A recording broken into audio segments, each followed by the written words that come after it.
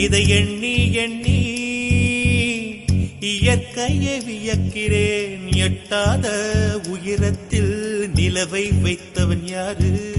பெண்ணே